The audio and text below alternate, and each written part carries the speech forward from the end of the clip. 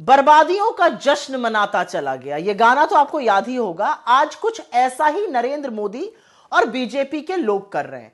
ये लोग 18% trade deal पर जश्न मना रहे हैं, जबकि अभी तक भारत पर अमेरिका औसतन 3% से कम टैरिफ लगाता था। भारत अमेरिका की ट्रेड डील पर सिर्फ और सिर्फ जो मूर्ख हैं वो खुश हो सकते हैं। यह डील इतनी एक तरफा और भारत के खिलाफ है कि इसे एक देशद्रोही सही ठहरा सकता है, और इसीलिए बीजेपी वालों को जश्न मनाते देखकर मुझे जरा सा भी आश्चर्य नहीं हुआ।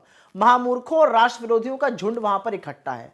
खैर, इस ट्रेड डील के कुछ मुद्दों पर चर्चा कर लेते हैं। पहला, अमेरिका भारतीय एक्सपोर्ट पर 18% टैरिफ लगाएगा, जबकि अभी तक जैसा कि मैंने बताया भारत के चीजों पर 3% से कम का टैरिफ लगता था। भारत अमेरिकी सामान पर 0% टैरिफ लगाएगा, जबकि अभी तक भारत अमेरिका के सामानों पर 30 से 100% तक टैरिफ लगाता था। भारत अमेरिका से 500 अरब डॉलर की ऊर्जा, टेक्नोलॉजी, खेती की चीजें, कोयला और बाकी चीजों में बढ़ोतरी करेगा। भारत रूस से सस्ता तेल नहीं खरीदेगा, इसके बजाय अमेरिका और वेनेजुएला से खरीदेगा। अब इससे कुछ जरूरी सवाल उठते हैं और हर भारतीय के मन में यह सवाल उठ रहे हैं। पहला, सीज फायर की तरह हमारी ट्रेड डील की घोषणा ट्रंप ने पहले क्यों की भाई? हमारे ऊपर औसतन 3% से कम का टैरिफ लगता था, अब 18% लगेगा, तो यह देश की जीत कैसे हुई? जिन अमेरिकी चीजों पर हम 30 से 100% टैरिफ लगाते थे, अब उस पर 0% टैरिफ लगाना, इसमें एडवांटेज इंडिया कैसे हुआ? भारत ने अमेरिका के लिए अपना बाजार पूरी तरह से खोलने पर सहमति जता दी है। तो सवाल यह उठता है कि जो डोमेस्टिक इंडस्ट्री है, जो व्यापारी हैं, जो ट्रेडर्स हैं, इनकी सुरक्षा कैसे की जाएगी? ज्यादा अमेरिकन सामान खरीदने से मेक इन इंडिया और हमारी जो मैन्युफैक्चरिंग वैसे भी लद्दड़ हुई पड़ी है, उसका क्या होगा?